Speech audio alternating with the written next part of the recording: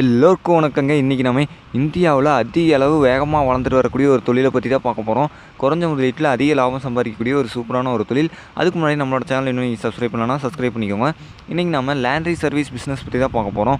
இப்போது Landry service பிஸ்னஸ்னு எடுத்துக்கிட்டோம்னா ஒரு பெரிய நகரங்களாகட்டும், இப்போ சென்னை, கோயம்புத்தூர் இது மாதிரியான பெரிய நகரங்களில் வெளியூர்லேருந்து வந்து வேலைக்கு செஞ்சிட்ருப்பாங்க அவங்களாகட்டும், அல்லது வேறு ஒரு மாவட்டங்கள்லேருந்து வந்து படிச்சுக்கிட்டு இருப்பாங்க அவங்களாகட்டும், அவங்களால வந்து தன்னோட துணியை வந்து துவைச்சிக்க முடியாது. துவைக்கிறதுக்கு சில வீடுகளில் பார்த்திங்கன்னா அப்பார்ட்மெண்ட்ஸில் இந்த மாதிரியான இடங்களில் பெரிய பெரிய இதில் வீட்டில் இருக்கிற 2 பேருமே வந்து வேலைக்கு போவாங்க. அவங்களாலேயும் வந்து வேலைக்கும் போயிட்டு துணியை வந்து துவைச்சிட்டு இருக்க முடியாது. இவங்க எல்லாருமே பார்த்திங்க அப்படின்னா லேண்ட்ரி சர்வீசஸில் தான் வந்து ட்ரெஸ்ஸஸ் வந்து வாஷ் பண்ணுவாங்க.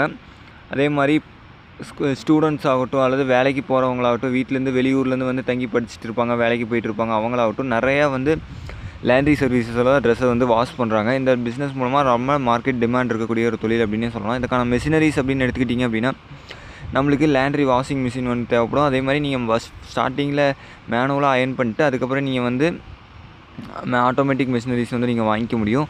நீங்கள் வேரியஸ் சர்வீஸ் வந்து நீங்கள் ப்ரொவைட் பண்ண முடியும். ட்ரை வாஷு, அதுக்கப்புறம் வெட் கிளீனிங், அந்த கஞ்சி போட்டு துவைக்கிறது, இந்த மாதிரியான சர்வீஸ் வந்து கஸ்டமர்களுக்கு ப்ரொவைட் பண்ண முடியும்.